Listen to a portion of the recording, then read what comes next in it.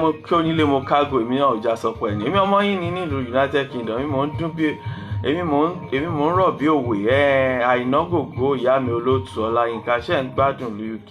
Prince Epoki Jomo, thank you very much for joining me. Ẹ ṣé gan ẹ káàbọ̀ sórí ètò ọjà sọ pé kọ̀nà. Mo kí gbogbo ilé mo kágò mo kí gbogbo ẹ̀yin ọmọ Yorùbá pápátá gbogbo ẹ̀yin ọmọ ilẹ̀ káàárọ̀ òjìrè gbogbo ẹ̀yin Wọlé Cox Dabati fúnra rẹ̀ Dabati collection ní United Kingdom Abdulrauf Abdulgani bàbá mi láti America ni mo kí gbogbo ẹ̀yin ọmọ káàárọ̀ òjìrè mo kí gbogbo ẹ̀yin ọmọ Nàìjíríà mo kí gbogbo ẹ̀yin ọmọ adúláwọ̀ pápátá.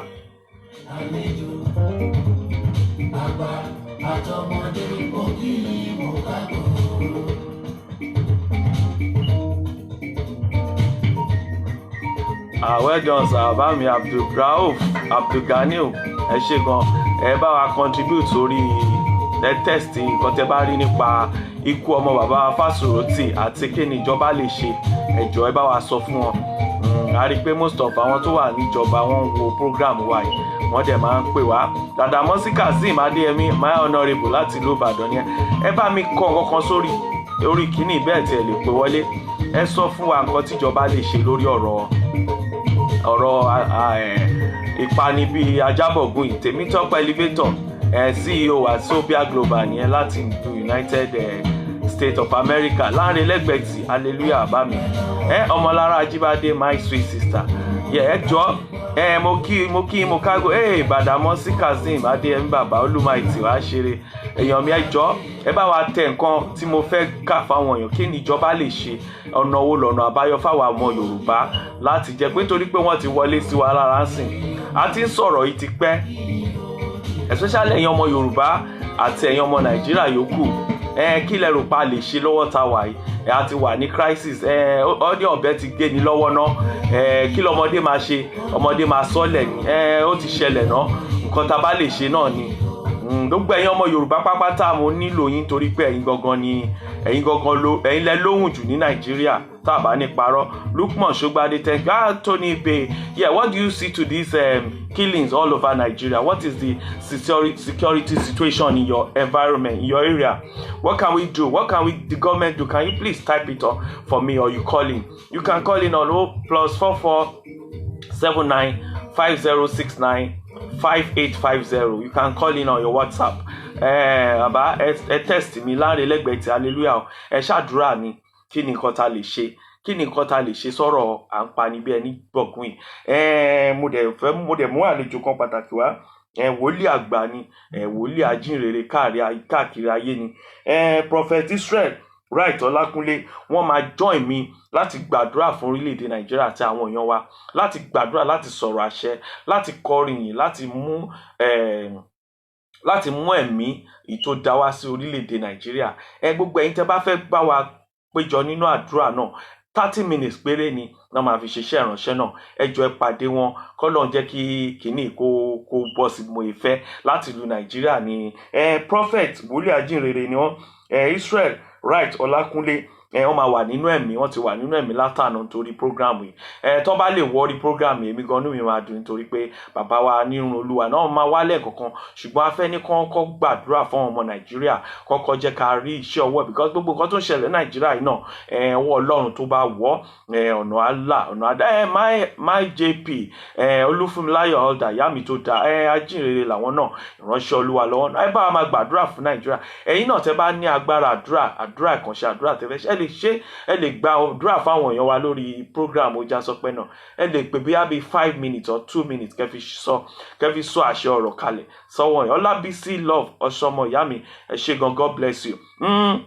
Tèmítọ́pẹ́ Elevate Ọmọ́táyọ̀ Tèmítọ́pẹ́ Elevate chairman mi nìyẹn CEO bàbá àgbà pápátá àwọn akọ̀ròyìn akọ̀wé ní àwọn atúnlùtọ́ atúnlùṣe community leader ní ẹ̀ṣẹ̀gàn àríṣẹ́yìn tẹ̀ ayélujára ń ṣe fún àwọn ọmọ Yorùbá nílẹ̀ Amẹ́ríkà àríbẹ̀ ṣe ń tún gbogbo agbègbè ṣe àdẹ̀rí ìtẹ́tún ṣe sí Nàìjíríà ọmọ Bọ́lá Diamond ẹ̀ṣẹ̀gàn ìyá mi ẹ kú ètò ẹ bá mi type nǹkan tí a lè ṣe Tèmítọ́pẹ́ Elevate sọ pé well, let us empower local security unit. They know their areas more than the police. Yes, ìyẹn mi pé àwọn ọdẹ àwọn vigilante wípé ká fún wọn ní agbára kan lè dáàbò bá àwọn èèyàn wa. Ó ti tó bẹ́ẹ̀ ni Olúfúnmiláyọ̀ Ọ̀dà wọ́n ní Olúwa agbàkóso àdúrà náà àtúfà àdúrà náà torí pé kò sí nǹkan tá a lè ṣe ní ayé yìí tí a ní fi ti àdúrà ṣe àti àwẹ̀ gan nítorí pé àwẹ̀ àtàdúrà ó ń lọ lọ́wọ́lọ́wọ́ báyìí ní Nàìjíríà gbogbo ẹ̀yin tẹ́ bá fẹ́ bá wọn olórí Ọláyínká Ojúròǹgbé ìyá mi Fákàtà thank you very much ṣe pé enjoy ẹ bá mi share program yìí nǹkan tá a fẹ́ sọ ọ̀rọ̀ ara wa náà ni ọ̀rọ̀ Nàìjíríà ni a ti ń sọ tipẹ́ ó dẹ̀ ti wá di pé ó dàbí àmọ́ nǹkan tó fà á Israel Right Ọlákúnlé bàbá mi wòlíì ajínrere mo máa gbà yín lálejò sí anytime ẹ lè pè wọlé nísìn tá a bá ṣe àdúrà yẹn tán àwa sọ̀rọ̀ lórí àdúrà yẹn ò ní gba ju 30 minutes or 20 minutes lọ àdúrà tó dẹ̀ máa gbóná ni Nigeria does not need prayer but yeah I need action la fẹ́ ná ṣe understand gbogbo yẹn náà ni ìgbésẹ̀ tí a expect káwọn ìjọba gbé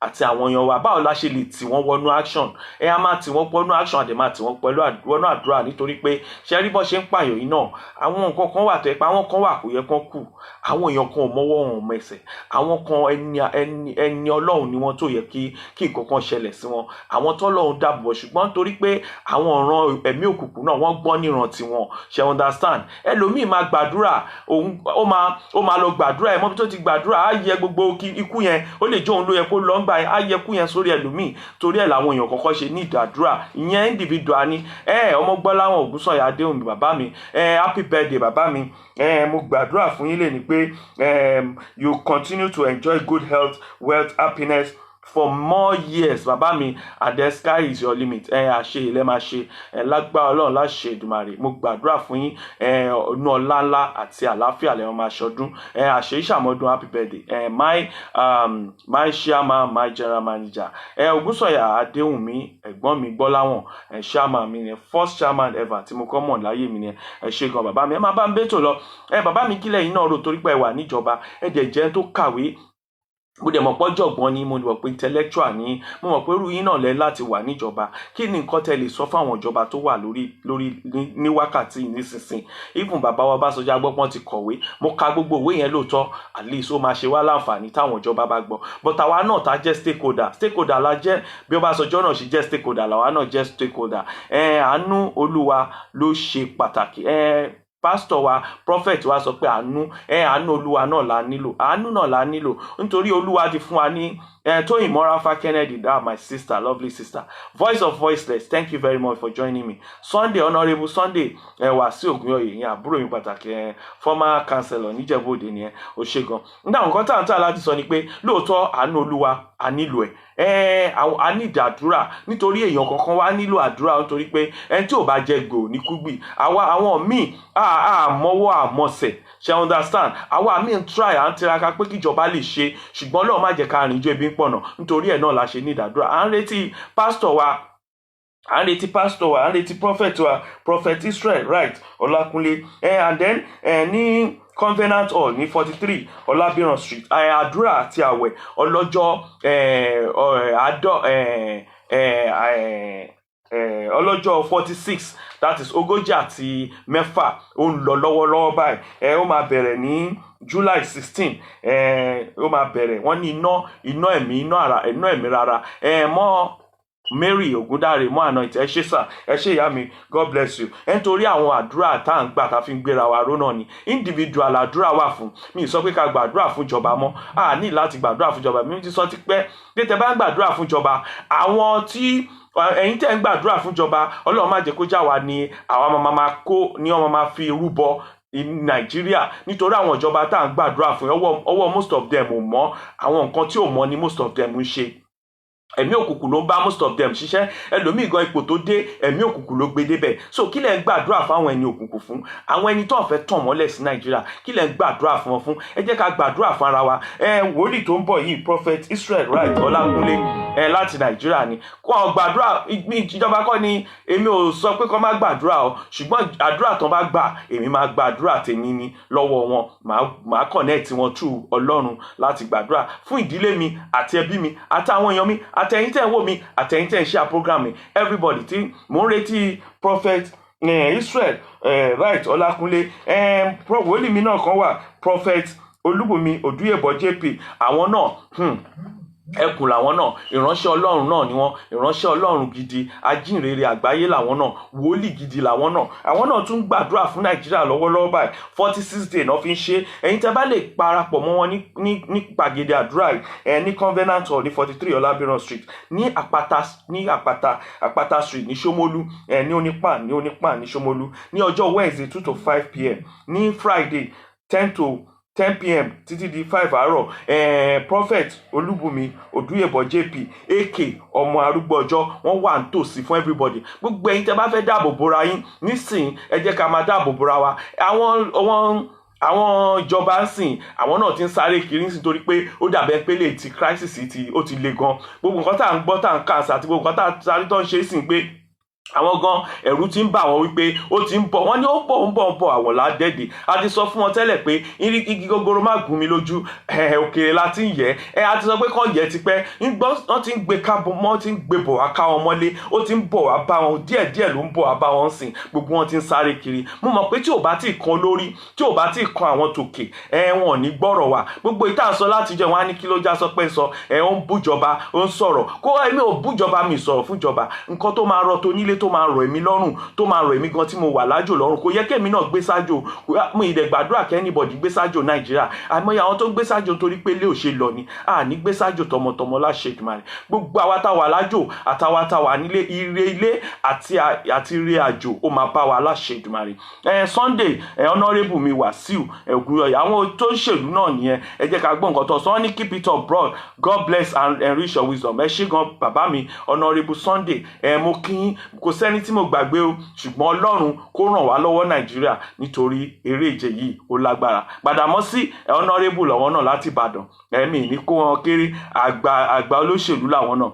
Kazeem Adéyẹmí ọmọọba, wọ́n sọ pé Fúlàní incursion into the southwest has not just begun, but highly influx of light arms and ammunition, AK-47, currently being used by so-called X-Men, becoming alarming, occupied. Shall understand? So wọ́n sọ fún wa pé King Solomon, you are welcome, sir. Wọ́n sọ fún wa pé àwọn darandaran yìí, àwọn èèyàn burúkú yìí, nítorí pé àwọn èèyàn burúkú yìí tó ń try láti máa ṣiṣẹ́ ibi yìí, wọ́n náà ti pọ̀ wípé ìbọn oríṣiríṣi, ohun ọlọ́ṣẹ́ oríṣiríṣi, òun náà kó wọ Nàìjíríà. Even gan wọ́n ti wá ń wọ agbègbè àwa Yorùbá báyìí. Òun mo sọ fún yín pé ẹ̀yin ọmọ Yorùbá, mo kí yín, mo kágo, mo kó nílé, mo kálejò, mo kí ọba, mo kí ìjòyè. Gbogbo ẹ̀yin ọmọ Yorùbá gangan, mo ti ń sọ fún yín tipẹ́, mo ti ń sọ lọ́jọ́ tipẹ́. Ìyá mi olórí Ọláyínká Ojúròǹgbé, ẹ ṣé gan. Àmì Èdùmàrè, àdúrà wa gbà. Mo ti ń sọ tipẹ́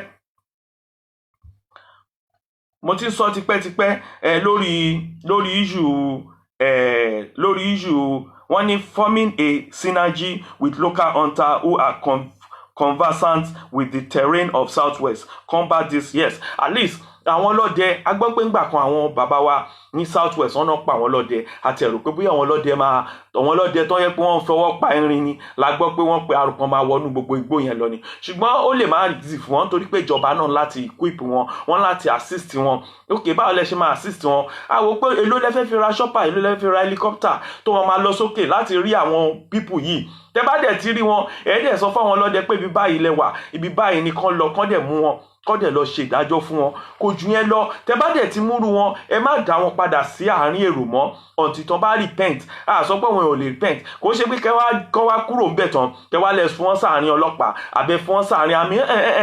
Ẹ jẹ́ kán lọ máa roko, ẹ fún wọn níṣẹ́, ẹ jẹ́ kán máa gbébì kan. Nítorí pé nǹkan tó jẹ́ kí ọṣẹ́ yìí pọ̀, àwọn àwọn even lókè ọ̀yà lọ́hùn lọ́nà ilẹ̀ haúsá lọ́hùn tẹ bá rí àwọn ọmọ wọn most àwọn ọmọ wọn ìyà ń jẹ wọ́n gan. Nǹkan tá à ń sọ nìyẹn pé ìjọba ńlá ti máa fáwọn èèyàn lówó. mi lè stop láti máa sọ ilé nǹkan tó bá wọn anybody kó sọ, nítorí gbogbo àwọn tó sọ pé kò lè ṣeé ṣe gbogbo wọn náà benefit nínú ìjọba. Àwọn tó dẹ̀ wá ń lo òyìnbó náà gbogbo wọn náà ń gba àǹfààní lọ́wọ́ ìlú òyìnbó tán wà, náà ń gbádùn iná, náà ń gbádùn kan. Tàbá wá ń sọ̀rọ̀ wá ní kò lè ṣeé ṣe. Kí ni ò lè ṣeé ṣe? Owó tó wà Nàìjíríà ó tó fún gbogbo àwọn ọmọ kéékèèké tó ń ráre títì, ó tó kọ́lé fún wọn, ó tó tọ́jú wọn, wọ́n tó yan àwọn tí ò bá níyà gan, ìjọba lè yàn yá fún wọn kó empower àwọn obìnrin tó níṣẹ́ kán lọ máa tọ́jú wọn, kán kíjọba kó dáwó síta so that gbogbo àwọn ọmọ yìí, gbogbo àwọn ọmọ kéékèèké tẹ̀ ń rí yìí ó dàbí ẹ̀ka ni.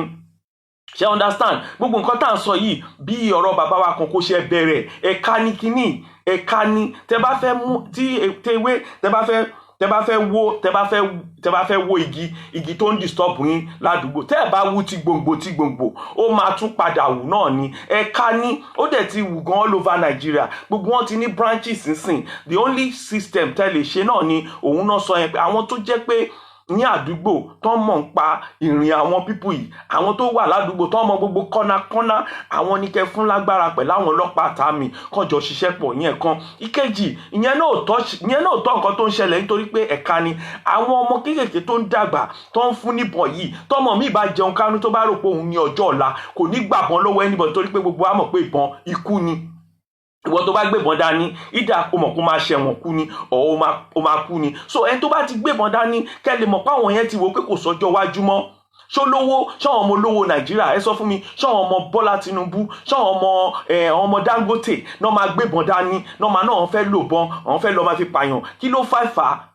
Because wọ́n mọ̀ pé àwọn ọ̀nàjọ́ wájú àbáwọn ọmọ olówó àbáwọn ọmọ politician àbáwọn commissioner ọmọ minister ṣọmọ Lai Mohammed ló máa lè máa rí ìbọn lọ́wọ́ ẹ̀. Ọmọ Lai Mohammed gan máa wà l'Amẹ́ríkà, ọmọ Básanjọ́ gan Amẹ́ríkà ni most of everybody wà. Ọmọ Jonathan gan kò lè ríru wọn.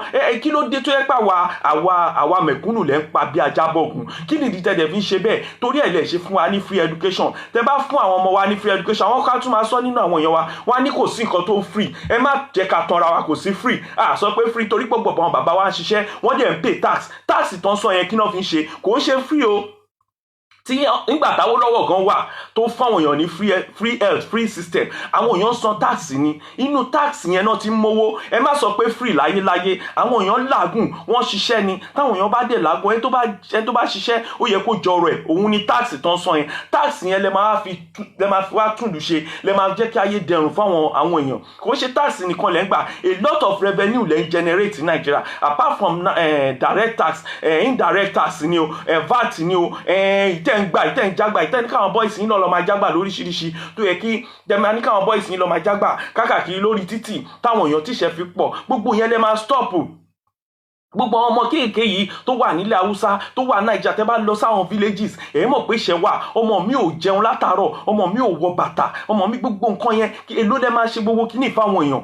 Nínú owó tẹ́ ń pa kò sẹ́ni tó béèrè owó lọ́wọ́ yín. Ẹ lè lówó owó yín. Ẹ má jẹ́ kí n ṣe pé o nítorí pé ẹ lè lówó yín. Owó yín kò sí. Kẹ́lòmíì tó dé òṣèlú gbogbo ẹ̀yin tẹ́ ń tẹ̀ láwọn èèyàn ẹ̀yin náà ẹ máa wò wọ́n. Ta lẹ̀ yín rí nínú fámìlì yín gan tó dìdí pé yín pé ẹ gba 10 naira pé kẹgbà òun dìdí fún yín kẹ tó lè rí èèyàn tó ṣe bẹ́ẹ̀. Ẹ fura pé ibẹ̀ èèyàn yẹn ó níbi tó ń lọ. Tíyàn kan bá fún yín lówó ẹ fura pé ó níbi tó ń lọ. Nínú àwọn Nigerians ni mo sọ fún yín. Kò sẹ́ni tó fún èmi yìí àìmọye àwọn táwa gan ń pè tá máa ní ìdìrànlọ́wọ́ tó dẹ̀ jẹ́ pé owó àwọn èèyàn náà fi ń ṣe ìranù kiri táwọn èèyàn wọn máa ní ìdìrànlọ́wọ́ tá máa pè wọ́n tán ní dáwọ́ lò. Ṣé rí ọkùnrin míì tó bá fún obìnrin lówó fẹ́ bá sùn ni? Ọmọ míì tó bá fẹ́ rán ọmọ kan ṣẹ́ pé ó máa fún ẹ lówó ó fẹ́ ṣe ìṣekúṣe pẹ̀lú ẹ̀ ni. All they need is drone. It will locate where the bandits are hiding and the army can go and fish them out. Drone ti wà ń ta tó yẹ pé kò wọ́n. A gbọ́ pé wọ́n rà kan ní ẹnujọ́ mẹ́ta ìtàn náà rà ní bóyá £100 àbẹ́lò kan náà rà. Ó wà ń ta ṣe da drone yẹn síta káwọn èèyàn máa lọ káàkiri kán mọ ibi táwọn èèyàn yìí wà. Tọ́ bá mọ ibi tán wà wọn ò lè sí níwò olè. Even tán bá wà àwọn olè tẹ́ bá ń ṣọ́ wọn máa jáde síta ẹ̀ lè mọ ibi tán sáwọ̀. ẹ̀yin ọba Yorùbá mo rí pé ẹ̀ ń try, ẹ̀yin gómìnà mo gbọ́ pé ẹ ṣe meeting but ẹ ṣètò nítorí àwọn nǹkan tẹ́ lè rà bíi drone yìí bíi shopper yìí àwọn bíi helicopter yìí ó yẹ kẹ́ ti rà, ó yẹ ká ti rí pé nǹkan báyìí lè ṣe láàrin ọ̀sẹ̀ láàrin oṣù tó kọjá sóṣù yìí tí ẹ ti gbé ìgbésẹ̀ tá a gbọ́ pé ẹ ṣe meeting. Tó bá yẹ pé ẹ ṣe ní àwọn nǹkan tó ń ṣẹlẹ̀ lọ́wọ́lọ́wọ́ kò yẹ kó ṣẹlẹ̀ mọ́. Ṣé ló yẹ ká wà proactive? Ó yẹ ká jára wa ní, ó yẹ ká wake up ní. Comfort Abumere ìyá mi ẹ ṣé gan, God bless you.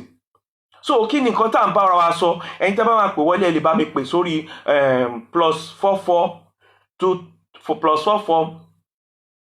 79 5069 5850. Ẹ lè pè sórí ẹ lórí WhatsApp tẹ́ bá fẹ́ dá sí ètò tó ń ṣẹlẹ̀ yìí. Olúwaṣeun Akínshanwu is watching. Thank you, my sister. God bless you. More anointing. Shemo, Atinuke Wahab, thank you very much. Everybody, tell me about me share program. Just program you ní pẹ́. It's not going to last long because I'm going to continue àwọn èèyàn ti sọ lórí bí tí bá ti kà and then little tèmi náà ní idea because wọ́n ní ọ̀pọ̀ ọ̀rọ̀ kò págbọ̀n òun lọ̀rọ̀ Nàìjíríà à ń ṣe program 1 hour 2 hours kò make sense mọ́ ṣe understand. Mo ti decide pé bó jẹ́ 30 minutes ni máa fi sọ̀rọ̀ tí n bá rẹ̀ tó bá sọ̀rọ̀ assist mi láti sọ̀rọ̀ àbẹ̀ tó bá kọ̀ọ̀kan máa kà nǹkan tá fẹ́ sí pé solution. Ẹ jẹ́ káwọn ìjọba gan mọ̀ pé à ń bínú, ẹ jẹ́ káwọn ìjọba mọ̀ pé a nílò wọn lọ́wọ́lọ́wọ́ báyìí. Àìmọye even àwọn tó tún wà nínú ìjọba sì kẹ́lẹ̀ wá mọ̀ the rich also cry. Ẹ lè bí pé inú ọgàn ò lè rìn lójú títì mọ́. Ìmí ìwà l'Abuja ń sì kò lè wá sílùú ẹ̀ ìwé ìwà ní pépà lẹ́yìn àìmọye inú wọn sọ pé àwọn ò lè travel mọ́. Kí ni ìdí náà fi lè travel torí pé àwọn people ìpẹ̀lú tẹ bá wò kan tán last week tẹ bá rí àwọn ọpẹ́lọpẹ́ àwọn mobile police tó wà nínú mọ́tò yẹn tó bá jẹ́ bẹ́ẹ̀ àwọn people yẹn máa pa gbogbo àwọn tó wà bẹ́ẹ̀ yẹn. Irú ibẹ̀ yẹn aside ibẹ̀ yẹn náà ti ṣe kíní yẹn nígbà yẹn ẹ ṣe lọ́bẹ̀ kẹ dà nǹkan sókè kẹ jẹ́ kẹ gbéyà kẹ rọ̀jù kẹ yàgbẹ́ sí wọn lórí ni kí gbogbo wọn kú dànù. Ẹ fi wọ́n lẹ̀ ó dìgbà tó tún pa ọmọ bàbá Afẹ́nifẹ́re Fásùròtì ẹni ẹlẹ́ni tó yẹ pé ìlú òyìnbó ló wà jẹ́jà rẹ̀ kátẹ̀ mọ́ ní kọ́tẹ̀ sọ pé kó dúró sí ìlú òyìnbó kó má wá ọ̀sẹ̀ kan tó dé náà pa yẹn. Ọlọ́run má jà rìn bí ìjọ ibi pọ̀nà òun la fi ń sọ pé ní apá kejì àwa fúnra wa individual ẹ jẹ́ ká lọ kún fàdúrà àwẹ̀ àtàdúrà ó wà káàkiri nísìn ibi tó ní kálukú bá mọ àdúrà kó bẹ̀rẹ̀ sí ní máa gbà Olúwa ààbò rẹ òun nìkan òun lójú Olúwa ààbò rẹ òun nìkan lójú tọmọtọmọ tọkọ ọkùnrin ò lè jáde ńlé tí ò bá tí ì délé ìyàwó ẹ̀ wọ́n máa yàgbẹ́ ní wọ́n máa ṣu ni ọmọ gan ò lè ránṣẹ́ tí ò bá ìwọlé ẹ̀rú máa bá ẹni. Èmi gan mo ṣe wà ń lo òyìnbó yìí tí n bá téèyàn bá lóhun travel tí n bá mọ̀ kó travel láàrin Nàìjíríà títí ó máa fi dé èmi gan ò ní sùn àjọ máa travel lọ àjọ máa dé ni. Kí ló dé? Ìlú táwa dẹ̀ wà yìí bá ń lọ sí Kútúwéńjì àti ẹ̀ ń gbàdúrà àti ẹ̀ mọ̀ kan kí ló kàn wá pẹ̀lú àdúrà àbílẹ̀ pé ọ̀nà Ọlọ́run ti pa ọ̀nà mọ́ fún wa àwa là ń ṣera wa. Mo sọ fọyàn kan mo ní àfọwọ́fà ló pọ̀ jù nínú nǹkan tó ń ṣẹlẹ̀ láfíríkà. Àwọn òyìnbó wọ́n ti ṣe ètò wọn àwọn nǹkan míì tó máa tí mistake bá ṣẹlẹ̀ á jẹ́ 10% ni mistake tó máa ṣẹlẹ̀ ṣùgbọ́n tí mistake bá ṣẹlẹ̀ Nàìjíríà kò sí ẹ̀ sọ̀rọ̀ mistake àfọwọ́fà ni wọ́n mọ̀ wọ́n ti mọ̀ kó máa ṣẹlẹ̀ wọ́n kàn neglect ẹ̀ ni because wọn ò ní maintainer culture kankan rárá. Ẹ rí pé gbogbo nǹkan tó ń ṣe 90% ni ó léwu ní Nàìjíríà ní gbogbo nǹkan tó ń ṣe. So why tí a fi ń ṣera wa why ẹ jẹ́ kí n wò bóyá prophet ni ẹ because èmi ti sọ̀rọ̀ náà nǹkan tó ní kálukú bá dẹ̀ máa sọ ṣùgbọ́n prophet tó bá fẹ́ gbà àdúrà nísìn mo ní wòlíì èmi ti sọ̀rọ̀ mo dẹ̀ ti ní bíi 20 minutes ní wòlíì wa prophet Israel Right Ọlákúnlé 20 minutes náà máa fi bá wa wọrí ètò à ń retí wọn báyìí tó bá ti wọlé 20 minutes náà máa lò. Nọ́mbà mi +44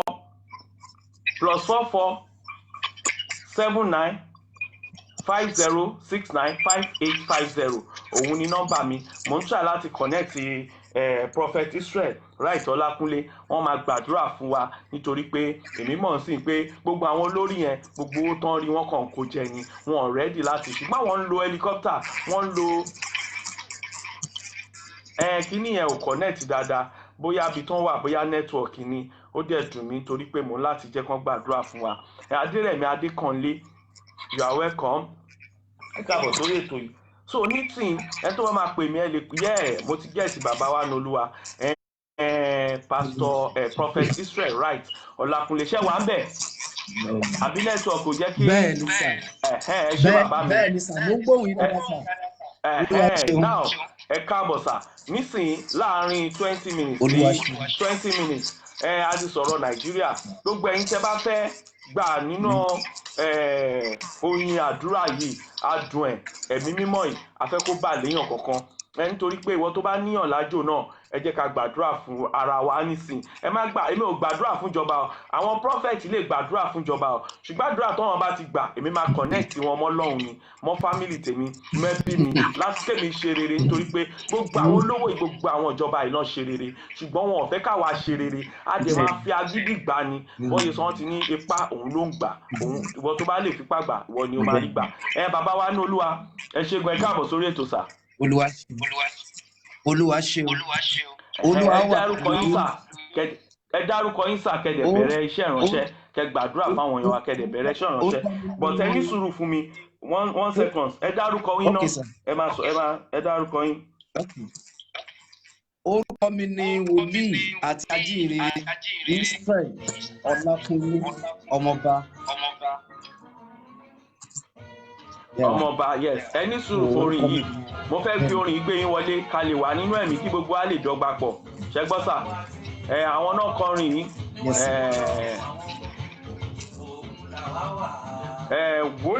prophet wa Israel right Ọlákúnlé ajínrere àwọn náà kọrin àwọn náà wà lórí ètò yìí ẹ jẹ́ ká kọ́ fi orin yìí ká fi wọnú ẹ̀mí pẹ̀lú wọn.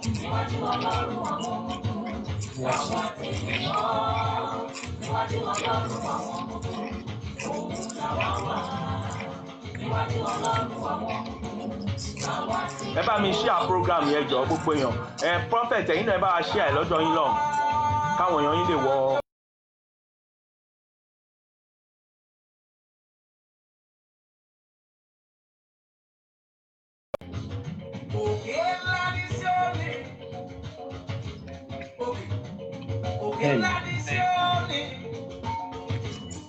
Kúsì Kenny kọ́ńfọ́tà nìyẹn bàbá mi by Saturday òjò bẹ́ẹ̀ ni àdúrà la nílò. Bàbá wa nínú Olúwa yìí ìránṣẹ́ Ọlọ́run yìí prophet Israel right Ọlákúnlé àwọn ni wọ́n kọrin yìí àwọn náà ṣe orin yìí wọ́n á fẹ́ fi orin á fẹ́ fi connect Ọlọ́run á fẹ́ fi connect Ọlọ́run mo dẹ̀ gbàdúrà gbogbo ẹ̀yin tẹ́ ẹ lọ fún Comforter Nàìjíríà pátápátá gbogbo ẹ̀yin love of Christ àti gbogbo ẹ̀yin èèyàn káàkiri àgbáyé tẹ́ ẹ lọ fún Comforter pé Olúwa á bá yín lọ Olúwa á gbàkóso ní rógun gbàmígbàmí lórí anybody yín.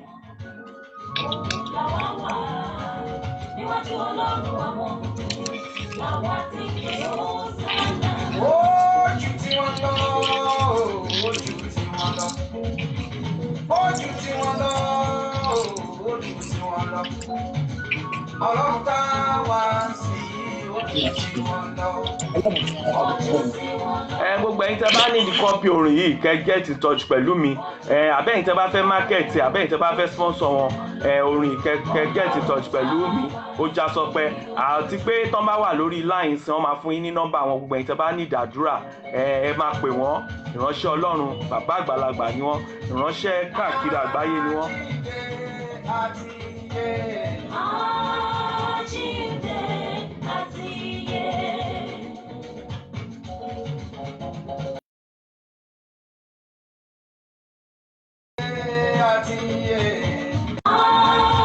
Mo ti sọ connection wọn mo ti lose ẹ o ṣùgbọ́n wọ́n máa padà sórí ètò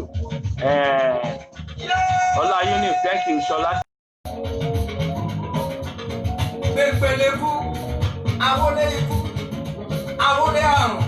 À ń retí prophet padà ó dàbẹ̀ pé a ti lose wọn for now a ti lose contact wọn for now.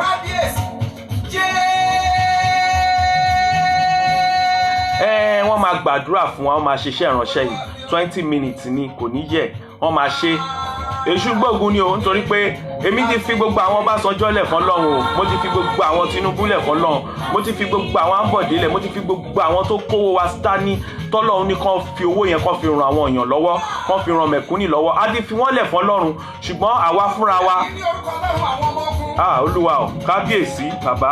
Gbogbo ẹgbẹ́ ìjákulẹ̀. Wow. Tí ayé fi ń nà ọ́. Yéèpà. Tẹ́lá wọn ò ní gbà. ń bo.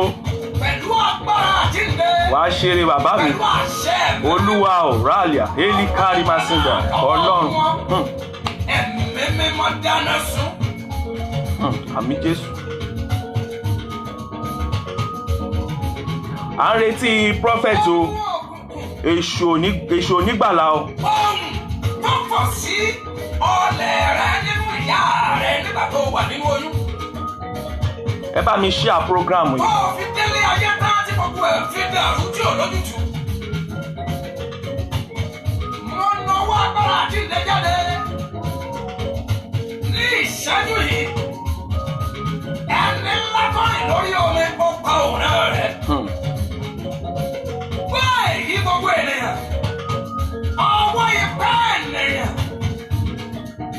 ti ń sapá láti borí ìpá Olódùmarè tí ènìyàn ní kó ṣe bí ènìyàn. Gbọ́ tí Ọlọ́run ní kó ṣe bí Ọlọ́run nítorí Ọlọ́run ní kì í ṣe ènìyàn. Rálìà Eli kárí. Ọwọ́ ìpẹ́ ènìyàn tí ìdílé ní. Tí ìlú ní àbí tí ayé lápapọ̀ tí ń sapá láti borí ìpá Olódùmarè nínú ayé rẹ. Mo wí ní orúkọ Ọlọ́run àwọn ọmọ ogun. Jésù Olúwa kó gbé ọwọ́ náà lulẹ̀.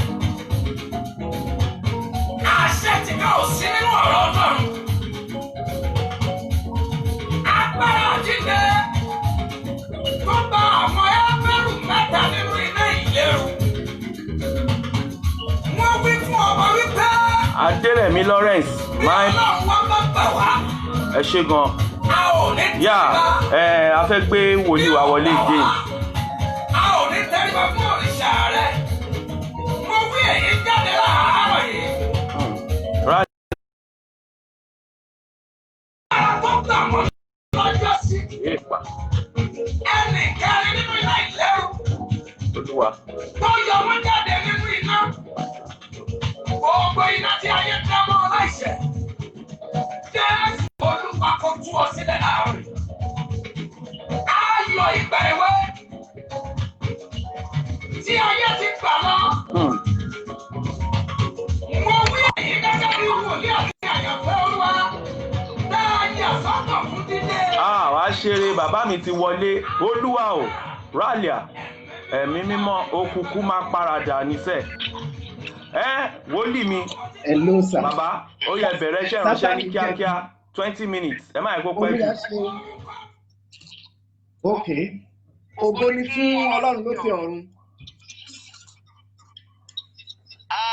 Lákọ̀ọ́kọ́ mo gbé Ọlọ́run ga fún ìwà láàyè Ọlọ́run. Ọlọ́run tí kìí bàjẹ́. Ọlọ́run tó dáhùn gbogbo nínú ohun gbogbo. Ó fògo fún Ọlọ́run fún iṣẹ́ ńlá tó ń ṣe ní gbogbo àgbáyé ayé. Nítorí tó bá jẹ́ pé Ọlọ́run jọ ènìyàn ni. Ayé ò ní wà bí ẹni tí ẹ ṣe wà mọ́. Orí ọ̀fẹ́ ìgbà ìpilẹ̀ṣẹ̀ a ò lè rí mọ́. Ṣùgbọ́n a dúpẹ́ lọ́wọ́ Ọlọ́run. Ọlọ́run tó ń gbọ́ gbogbo ayé, tó ń gbọ́ ẹyẹ, tó ń gbọ́ ẹranko, tó ń gbọ́ àwọn ohun gbogbo tó dá lórí ilẹ̀ alààyè.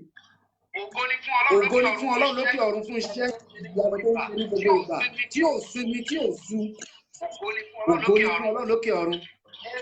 Ètò ìjì mo dúpẹ́ lọ́wọ́ yín fún ẹ̀fọ́ yìí. Nígbà tí ẹ kọ́ pè mí, mo lè ṣe program tí mo.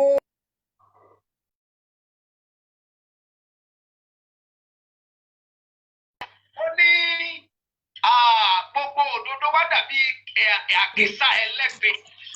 Ṣùgbọ́n síbẹ̀síbẹ̀ ó yẹ ká máa lépa òdodo láti ṣe. Irú program tí bàbá wa ń gbé jáde yìí tí a bá rí ẹni tí irú ọkùnrin tó wà ní ọkàn rẹ̀ láti sapá bí méjì mẹ́ta mẹ́rin bẹ́ẹ̀ àtúnṣe àmàlẹ̀ ní orílẹ̀-èdè àgbáńlá ayé àti níbi gbogbo bẹ́ẹ̀ rẹ̀ nínú Ọlọ́run a máa dùn sí wa. Mo gbàdúrà fún gbogbo ọkàn ènìyàn. Ẹ̀mí Ọlọ́run tí a fi ní ìbẹ̀rù Ọlọ́run, a fi máa ṣòfin Ọlọ́run, Ọlọ́run á gbé wọn gbogbo pa. Lákọ̀ọ́kọ́, Bíbélì sọ ohun kan. Ó ní ìbẹ̀rù Olúwa ní ìpilẹ̀ṣẹ̀ ọgbọ́n. Tẹ́ ẹ bá ti rí inú ilé tí ìbẹ̀rù Olúwa yẹn máa wà. Tí ẹ bá rí orílẹ̀-èdè tí ìbẹ̀rù Olúwa bá ti sọnù níbẹ̀, orílẹ̀-èdè yẹn á di jágajàga. Nítorí pé ìbẹ̀rù Olúwa ò sí nípìn náà. So orí ọ̀pá wà fún gbogbo ènìyàn láti máa ṣètò inú rẹ̀. Òun ló kó bá wa ní orílẹ̀-èdè Nàìjíríà tí a wà yìí. Kò sí ìbẹ̀rù Ọlọ́run mọ́. Kò sí ìpayà Ọlọ́run mọ́ níbi gbogbo. Àtolórí àtọmọ ẹ̀yìn. So kò sí ọ̀nà tí a fi ń payà Ọlọ́run. Ohun tó ń ṣe kọ̀kọ̀ tí ò sẹ́nikẹ́ni níbẹ̀. Ìbẹ̀rù Olúwa láti ṣe tàbí tẹ́ ìlú lọ́rùn. Àwọn olórí wọn ní orílẹ̀-èdè yìí. Ó ṣe é fẹ́ wọn àwọn ohun tó yẹ láti ṣe. Wọ́n lọ skul, wọ́n kàwé, wọ́n ní ìrírí. Gbogbo tí wọ́n ní ni wọ́n ní. Ọ̀pọ̀ wọn ló qualify.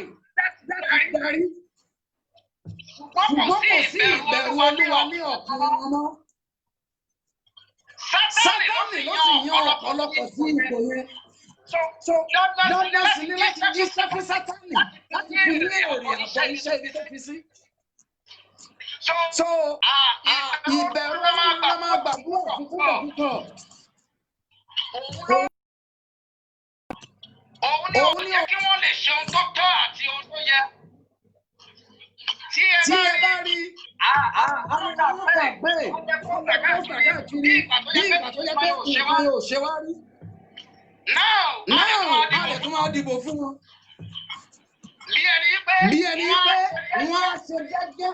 Owó lójú èyí tí a tiraka láti ṣe ìfẹ́ Ọlọ́run ní ìlà tí Ọlọ́run bá fi sí. Ìbẹ̀rù Olúwa ló sọnù. Ìbẹ̀rù Olúwa ló sọnù nínú ilé wọn. Pàápàá jùlọ àwọn aya wọn tó jẹ́ bí aya fún wọn ní àwọn tó ń darí wa. So ẹ̀mí ìbẹ̀rù Olúwa ò sí lọ́kàn wọn láti darí ọkọ wọn síbi tó yẹ. Ọ̀pọ̀ wọn ló sì wà nínú ìgbàlẹ̀ òkùnkùn. Ẹni tó àwọn kún fún dáradára. Kò sí ẹni tó lè gbà wá o. Kò sí nǹkan tó lè gbà wá. Bí kò ṣe ní pé káwọn ní àdúrà kí Ọlọ́run kó dáríjì. Lákọ̀ọ́kọ́ torí ìtàjẹ̀sílẹ̀ pọ̀. Ó bẹ̀rẹ̀ tí ìtàjẹ̀sílẹ̀ bá sì ti pọ̀ láì nídìí.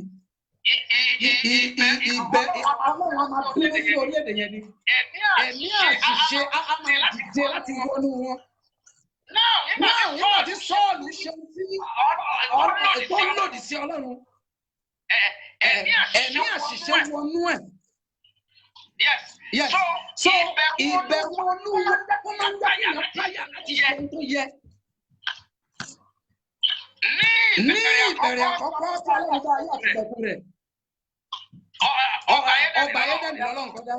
Ó fi Ádámù àti Éfà sínú ọba Édẹ́nì. Nígbà tí wọ́n ti ṣiṣẹ́ nínú ọgbà yẹn, wọ́n ti tọ́lọ́run fẹ́. Ìbẹ̀rù Olúwa ti kápò lójú wọn. Kò sí ìpayà Ọlọ́run mọ́ pé Ọlọ́run ní ká lè jọ kínní yìí o, ó sì padà jẹ́ nǹkan yẹn. So ìbẹ̀rù Olúwa ni ká gbàdúrà fún dáadáa. Kí gbogbo ènìyàn tí wọ́n dẹ̀ kíyèsí wọn láti wá Ọlọ́run bí a padà sí ọ̀dọ̀ Ọlọ́run bí ìtàfijọ́. Èkejì, inú mo fi notice ni wípé ní àkókò ọ̀dà tí a wà yìí, ìyẹn civilian. so a lè sọ nígbà àwọn ológun ṣùgbọ́n ní àkókò yìí ọ̀pọ̀lọpọ̀ ọmọdé bí adarí ń lọlé pásítọ̀ wọ́n lọlé wòlíì wọ́n lọlé àfáà so àwọn. nípa ti Ọlọ́run kí ni ipa tí wọ́n ń ṣe fún wọn kí ni wọ́n sọ fún wọn. báwo ni wọ́n tún darí wọn sí. Ọlọ́run ti sọnù nínú ìrìn àjò Nàìjíríà káwọ́ ètò yẹn padà káwọ́ ìbẹ̀rù Ọlọ́run yẹn padà káwọ́ ìfẹ́ Ọlọ́run yẹn padà. mo bẹ̀ gbàdúrà ní ọ̀sán yìí ní orúkọ Jésù ti Násárẹ́tì agbára tó fi bẹ̀rù Ọlọ́run. Agbára tó fi Ọlọ́run bí àtijọ́. Agbára tó fi yí padà kúrò ní ọ̀nà tá à ń rìn tí ò wu Ọlọ́run. Ẹ̀mí yẹn á wọnú wa.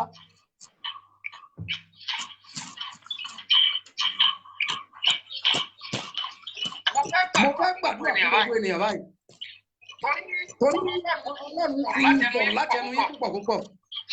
Mo dẹ̀ gbádùn àwọn ọ̀rọ̀ tó jáde láti ẹnu yín nítorí pé mo tún ṣiṣẹ́ lọ́wọ́lọ́wọ́ tí mo tún pè é yìí ni. So ẹ jẹ́ kí n gbàdúrà fún orílẹ̀-èdè yìí àti fún gbogbo ènìyàn lápapọ̀. Ó yẹ láti gba ògo. Ó yẹ láti gba ògo. Ọlọ́run yìí o, Ọlọ́run ìyanu ni. Ògo rẹ̀ o, bàbá. Ó yẹ láti gba ògo. Ó yẹ láti gba ògo.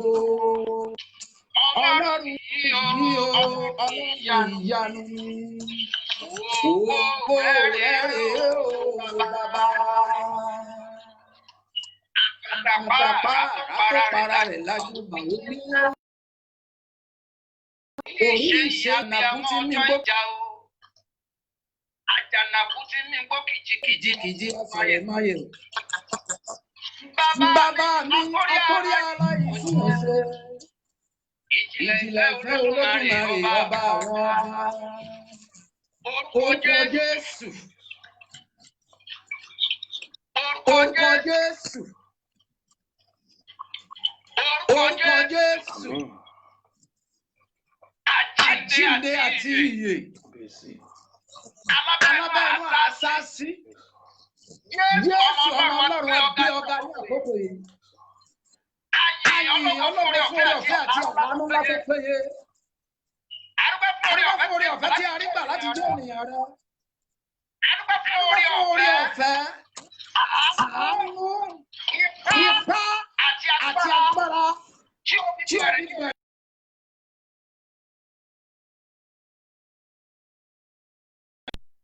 Mo mọ̀ yí pé ibi ògo ni ó mú orílẹ̀-èdè yìí lọ. Mo mọ̀ yí pé ibi ògo ni ó mú orílẹ̀-èdè yìí lọ. Ẹ̀mí mímọ́ pẹ́ wa. Ẹ̀mí mímọ́ pẹ́ yín wa. Mo gbàdúrà fún orílẹ̀-èdè yìí ní àpapọ̀. Gbogbo àwọn igi tí Sátánì pè tí Ọlọ́run ò pè. Gbogbo àwọn igi àgbélébùú òkùnkùn táàrí mọ́lẹ̀ láti máa dùn ní Nàìjíríà tí yóò jẹ́ ká ní ìsinmi tí ọ̀já gbẹ́bù ọ̀rọ̀ tí Ọlọ́run ṣe fún wa. Lórúkọ Jésù Ọlọ́run kò wú dànù. Ẹ̀mí mímọ́ kò wú dànù. Àwọn tó ń retí àánú láti Olúwa lórúkọ Jésù kò yá ẹgbà àánú yín. Fèrèsé àánú tí ẹnikẹ́ni kò lè jù láíláí lórúkọ Jésù kò yá kó ṣí kalẹ̀. Mo wí èyí ní orúkọ Olúwa. Agbára jíǹde tó tún Pétà sílẹ̀. Nígbà kan àwọn onílẹ̀ kan ti wà ní àwọn amúná ìrí. Ẹ̀kọ́ tó di pé Ọlọ́run gbà wọ́n nígbà kan. Mo wí lọ́wọ́ ọ̀sán yìí. Lórúkọ Jésù. Ọ̀rọ̀ tó ti orílẹ̀-èdè yìí pa. Agbára tó ti orílẹ̀-èdè yìí pa. Tó fi ìyà jẹ wá. Tó jẹ́ kí ohun gbogbo kó di ìrọ̀rùn. Lórúkọ lórúkọ Jésù ọ̀rọ̀ Ọlọ́run kó tú wa sílẹ̀ agbára àjíǹde kó mú wa jáde. Mo gbàdúrà fún bàbá ọjà sọpẹ́ ẹ̀yin àti ìdílé yín ní orúkọ Jésù ti Násárẹ́tì kó yẹ máa tẹ̀síwájú. Àánú ńlá tó yẹ nígbà yìí ní orúkọ Jésù kò ní bàjẹ́. Orí ọ̀fẹ́ Ọlọ́run nínú ayé yín kó máa kàn sí. Ní gbogbo ọ̀nà kẹrí ọwọ́ Ọlọ́run. Ọkàn yín kó balẹ̀. Kẹ́ ṣe rere. Gbogbo ojú tó ń wò mí tó ń gbọ́ mi.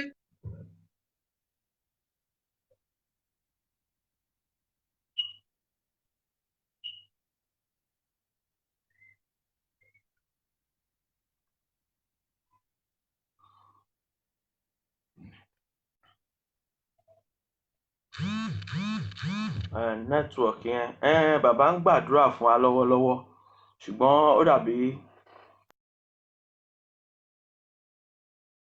lọ́wọ́ fún wa wọ́n ń gbàdúrà fún wa bọ́n ṣe kọ́ọ̀tì wọ́n ń gbàdúrà lọ mo mọ̀ pé ọ̀rọ̀ wa ó ní àlò àdúrà àwọn ìránṣẹ́ Ọlọ́run náà àwọn náà máa bá wa dá sí kò ń ṣe nítorí pé ẹlòmíì ń ṣiṣẹ́ wọ́n ń gbàdúrà ẹlòmíì ò kàn mọ ibi tó ti ń gbàdúrà fóun tádúrà òun fi ń gbà ẹlòmíì kan rí pàdúrà ń gbà kò mọ ibi tí kò mọrú àwọn èèyàn tó gbàdúrà fún ẹlòmíì kọjá ní ọ̀nà táwọn èèyàn ti kú yìí kò sí nǹkan tó ṣe kò mọ àwọn tó gbàdúrà fóun ẹlòmíì á ní kí náà ń ṣe ṣùgbọ́n ní apá kínní àwọn ìjọba ṣe tiwọn lápá kejì àwọn èèyàn kankan láti máa gbàdúrà Nancy Shani, happy birthday my lovely sister.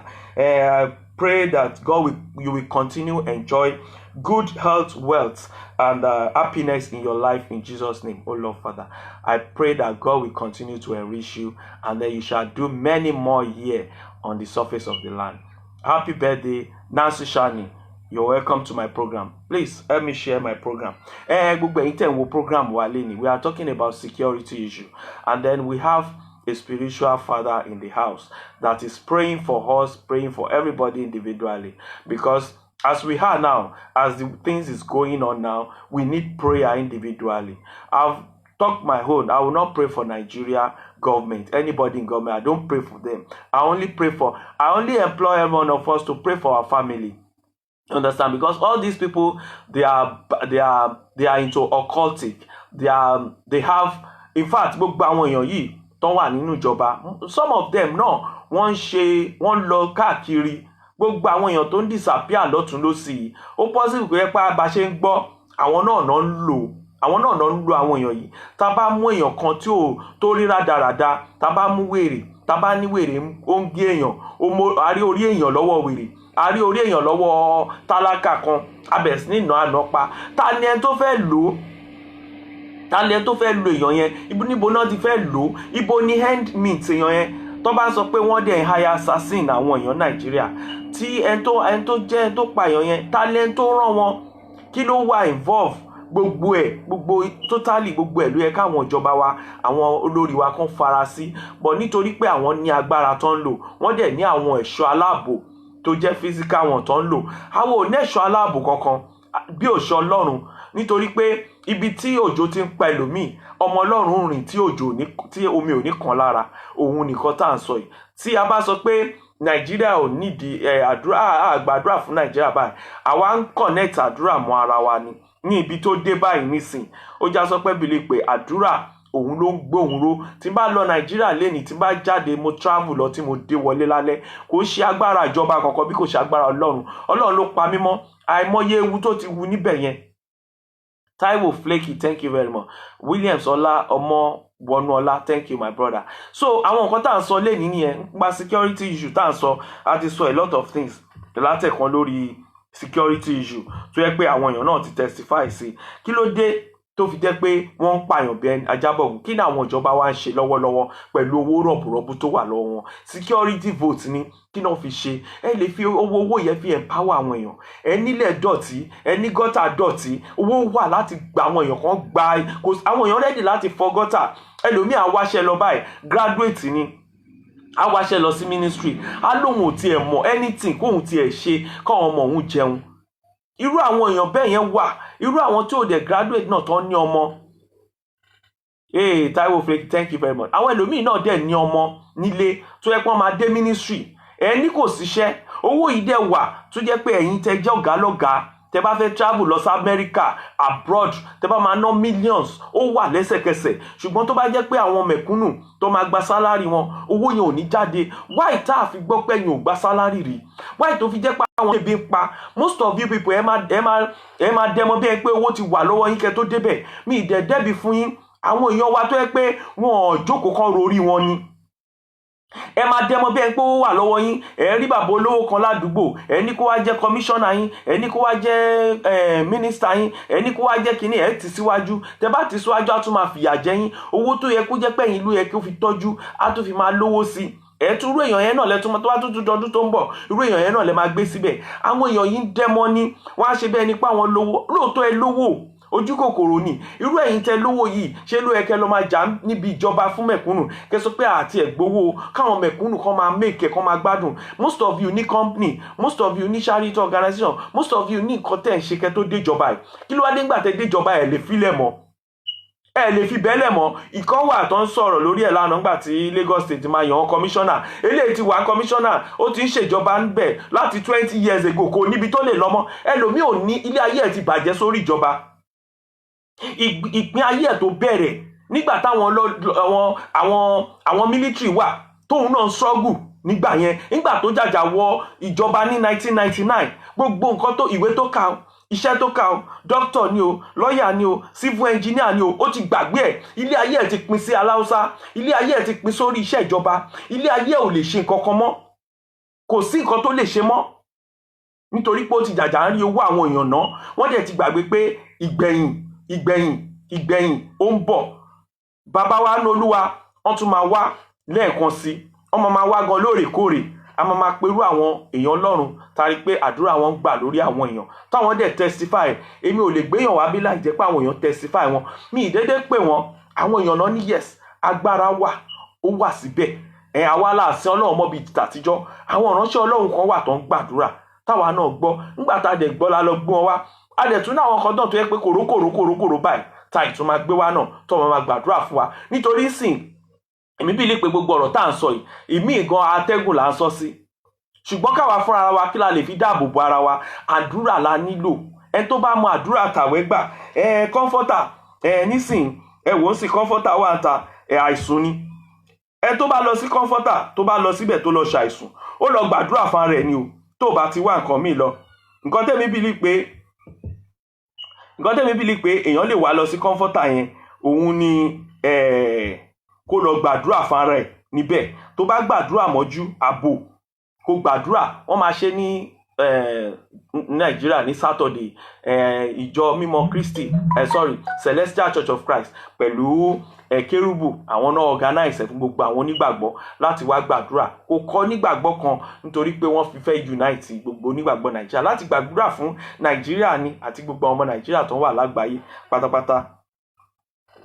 Tafawa Balewa Arena, Lagos, Nigeria. To celebrate the Holy Spirit in the program tag, Celebrate the Comforter. On Saturday, 20th July 2019 from 7 p.m. till dawn. This fantastic brainchild of Iyadua, Reverend Esther Abimbola Ajayi, General Overseer, Love of Christ Generation Church, London, first took place in Excel Center, London in 2017 with a formidable array of special guests and gospel artists from Nigeria. Another 500-strong Nigerian delegation with special dignitaries and guest artists took the United Palace in the United States of America by storm for the 2018 Comforter edition. This year, a massive crowd of seraphs, celestial and other Christian faithfuls from many states in Nigeria will throng the Tafawa Balewa Square to honor the invitation of the convener, Reverend Esther Abimbola Ajayi, to be part of this exciting revival. For life-changing prayers, different palatable menu, word of exhortations, and praise worship songs from Celestial Church of Christ Choir, T&S Mass Choir, and gospel artists from 7 p.m. till dawn on 20th July to celebrate the true unity of white garment churches and the Holy Spirit. Jesus, the great Comforter, awaits your presence.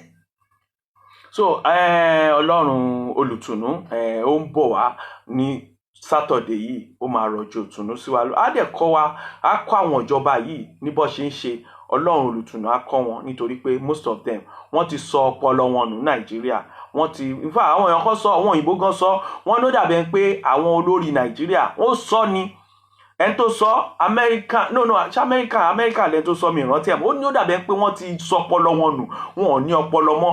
Báwo ló ṣe máa ní owó lè ṣe máa rí owó ìlú tẹ́ ní fi tọ́jú àwọn tó yẹ kẹ́ fi tọ́jú bí ìgbà tí wọ́n yí ọpọlọ wọn sẹ́yìn ni pé àwọn ibi tó yẹ ká fowó ìṣe àní fi ṣe àmọ́ máa fi ṣe sọ́dọ̀ wa ní ẹ̀rí pé wọn ò gbádùn nítorí pé ibi tó yẹ kán fowó sí wọn fowó síbẹ̀. Ẹ wo báwọn èèyàn ṣe ń kú yìí àwọn tó náà dáràn yìí náà kankan ló dé wọn ló mú wọn débẹ̀ o. Tó bá jẹ́ pé ìjọba ń tọ́jú wọn ni ìjọba ń ṣe ààbò lórí wọn ni ó ń tọ́jú wọn ni wọn ò ní rìn débẹ̀ pé kán lọ máa gbénugbó. Ṣé èèyàn gidi ló ń gbénugbó ni àbẹ́ranko? Ṣé èèyàn gidi ló ń pa èèyàn bíi tiẹ̀ ní àbẹ́ranko? A sọ pé kò lè ṣẹlẹ̀ ó máa dàbí pé ó ń ṣẹlẹ̀ lẹ́ẹ̀kọ̀ọ̀kan kò ń ṣojoojúmọ́. Ṣé mo bí ìgbà tó kàn pa wọ́n ń pààyàn bí ẹni bọ̀gún ni bí ìgbà tá à ń pajá bọ̀gún sórí ògún òun náà ṣe ń pààyàn. So kí ni nǹkan tá à ń sọ yìí kí ni nǹkan táwọn pípù yìí ń ṣe kí ni nǹkan táwọn tó wà ní ìjọba ń ṣe? Ṣé àwọn tó wà ní ìjọba sórí wọn pé ni? Mi rò pọ́n pé orí wọn pé nítorí pé wọ́n rò pé kíní tó ń ṣẹlẹ̀ yìí kò lè bà wọ́n dẹ̀ ṣe mistake. Wọ́n ṣe mistake. Bàbá wa kan sọ onítọ̀ bá ṣọ́ra ó ní tí wàhálà yìí bá dé àwọn olórí yẹn ló máa wá bá. Mo ti sọ̀rọ̀ yìí ti pẹ́ pé gbogbo owó tẹ̀ ń tọ́jú gbogbo nǹkan tẹ̀ ń tọ́jú tí wàhálà bá dé ẹ̀yìn làwọn èèyàn máa lé lọ o. Wàhálà òde ìsìn náà ṣe ń fi ilẹ̀ ó bẹ́tà kẹ́tìtì ya protect ayé yín àtàwọn ọmọ yín nísìn. Kò síbi tẹ́ fẹ́ sá lọ o bẹ́ẹ̀ sá lọ Amẹ́ríkà ẹ ti wo fídíò sìn wọ́n ti lórí line sìn ẹ ti wò pé wọ́n na president mi gan ní Amẹ́ríkà wọ́n na ní Spain wọ́n na anybody. Àwọn èèyàn máa wá kàn déédéé rí pé àwọn aráàlú ẹ̀ máa déédéé ya wọ́n máa yọ ẹgbàá sí ìlú tó bá lọ ni. Má rò pé o lè lọ sá lọ ìlú kan ayé ìgbà kan náà ṣe yẹn gbogbo ìlú tẹ́ bá sá lọ wọ́n máa nà yín bẹ̀ ni especially ọmọ Nàìjíríà kò síbi tá a sí kò dẹ̀ síbi tán ti lè ná anybody.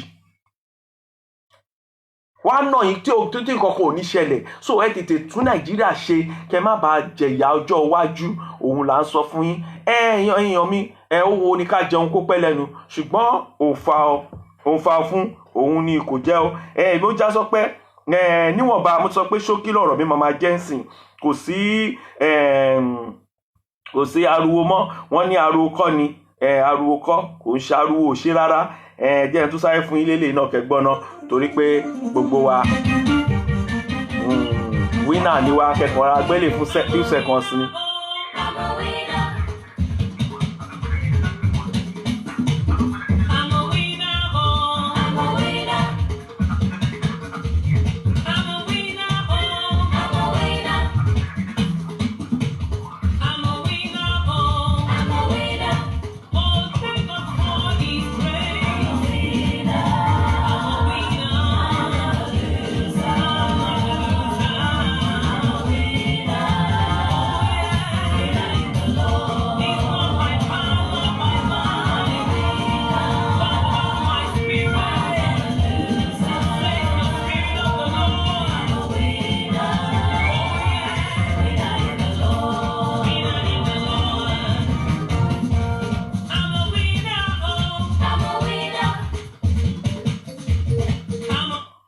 Yeah, I'm a winner. Èmi ò gbọ́dọ̀ jẹ́ loser o. Nínú Nàìjíríà yẹn èmi máa rí tèmi ṣe. Ìwọ náà máa rí tiẹ̀ ṣe. Gbogbo a máa rí tiwa ṣe. Bí èṣù fẹ́ bọ́kọ̀ a máa rí ṣe. Lágbára Ọlọ́run. Gbogbo àwọn olórí yìí tó ń pariwo yìí. Lágbára Ọlọ́run níkẹyìn a máa rí tiwa ṣe tọmọtọmọ ni. Wọn ò ní fi wá bọ̀gùn fún Nàìjíríà. Wọn ò ní fi wá rúbọ fún Nàìjíríà. Nígbà tí ìgbádùn Nàìjíríà bá máa dé tí àwọn olórí yìí tán bá máa yẹgi fẹ́lòmí tẹ́lòmí ò bá ní símọ́ àwa yìí àtàwọn ọmọ wa gbogbo a máa gbádùn nítorí pé àwọn ò mọwọ́ àmọ̀sẹ̀. Wọ́n ní ẹni tí ò jẹ gbì kò ń ṣe kí ni kò ń kú gbì òun ni wọ́n sọ. So bó bí ẹ ṣe rí nìyẹn jẹ́ fún yín ní ti ìyá Ghana lélẹ́yìí o ó gbàdúrà fún Nàìjíríà náà ni.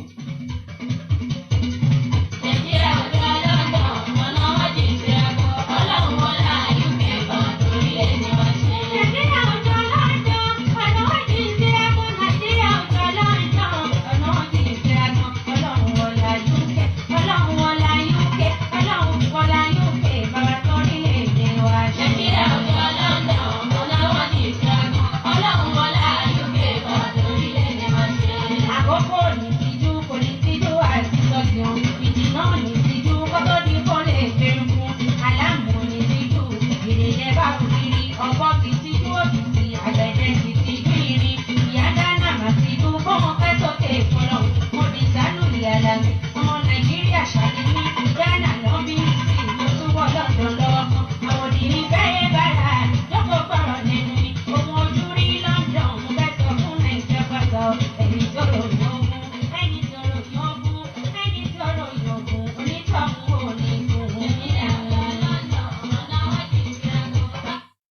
Nàìjíríà ọ̀nà wa jùjúra wa lọ. Nǹkan tó rí London tèmi náà bá ń sọ òun ni mo máa ń sọ tí mo rí ní France mo ti lọ France náà rí nǹkan tó jú rí France òun náà ni mo sọ. Àwọn ìlú òyìnbó káàkiri àwọn tó dẹ̀ wà ní Libya tó jẹ́ Africa ilẹ̀ wa ń bẹ̀ yẹn wọ́n ròyìn, àwọn tó wà ní Egypt náà Cairo wọ́n ròyìn, àwọn tó wà Nigeria ròyìn, ìfún àwọn tó wà ní Ghana ròyìn lẹ́lẹ́bẹ̀ yẹn. Kí wá ló ṣẹlẹ̀ sí àwa tó jẹ́ pé àwa náà ń pè ní giant tẹ́lẹ̀, kí ló wá dé? Èmi ti ń lọ nìyẹn o, mo ti ń lọ nìyẹn. Ọ̀pọ̀ ọ̀rọ̀ kágbọ̀n mo kàn fẹ́ orin tí máa fi kásẹ̀ gbogbo ẹ̀ ńlẹ̀ òun ni mò ń wá. Orin ọmọ mi kan ni mò ń wá o, ìyẹn ni máa fi kásẹ̀ ńlẹ̀. Ọmọ yẹn sọ pé yahoo òun ni fẹ́ fi kásẹ̀ ńlẹ̀, òun ni mò ń wá. Tí n bá ti rí orin yẹn sìn mò ń kásẹ̀ ńlẹ̀ tèmi yẹn. Ó dìgbà o ẹ̀yin èèyàn mi, ẹ ṣé gan, gbogbo ẹ̀yin tẹ́ join mi, ẹ ṣé gan, God bless you. Prophet wa a tún máa mú wọn wá lẹ́ẹ̀kan sí, wọ́n máa wá lẹ́ẹ̀kọ̀ọ̀kan láti máa gbàdúrà fún wa, wọ́n tún máa wá network ló jẹ́ ká gbàdúrà, ṣùgbọ́n wọ́n ti gbàdúrà fún wa gbogbo wa, ẹ jẹ́ ká gbé tó àdúrà ní ká ṣàmì. Àdúrà wa gbà ọ́ nígbà tó tún máa pàdé jọ mi, èmi ó já sọpẹ́ ọmọ yín, ẹ ṣé gan, thank you very much. Taiwo Flake, in fact it's true talk, I pray they will hear, amen.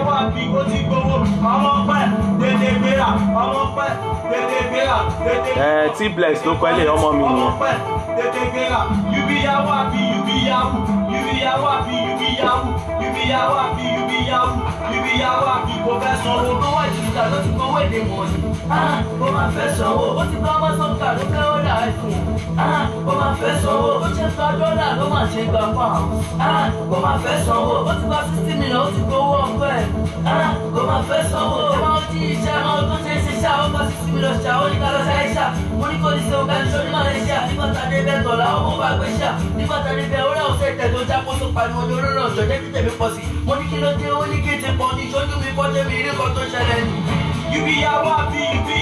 Bye bye, ẹ ṣé gan, ó dàgbọ́, ẹ bá mi share program yìí o, káwọn tí ò sí ilé kán lè wò àtàwọn ọ̀rẹ́ yín.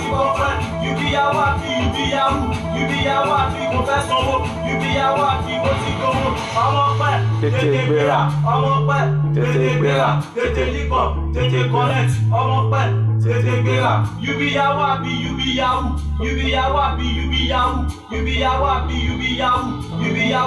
kò fẹ́ sanwó. Mo wọlé mo kó nílé mo lè kí àlejò. Mo ti wọnú ẹbí bá, ó yẹ kẹ́kẹ́ lọ lóko. Èmi yẹn bá yàrá pa, tètè ra ń kòkó. Tàbí tú agbólóṣó méjì sí mẹ́ta káfí mọ́kò. Dàmdàrà bẹ́ẹ̀ tó di lọ, kò ṣe fún wa kakúlà ṣe náwó fàkìlọ̀. Jágó máa pa mínà, jágó máa bá gbà, alẹ́ ṣẹ̀ jábàtà. Tó bá rí kókó kò ní àwọn tó bá dúró wà lábàtà lè máa jà òní àtọ́ àwa ní ṣe ń pọ̀. Ṣé wọ́n máa mọ ìṣeré lórí tó fẹ́ fi sọ èyí? You be yahoo, kò fẹ́ sanwó. You be yahoo, ó ti gbowó. Mo ti close náà, kò jẹ́ kí. Bàbá mi, ṣé fẹ́ bá dá sétò mo tiẹ̀ ti round up náà? Ṣé fẹ́ sọ̀rọ̀ ni? Ok, màá pè yín padà.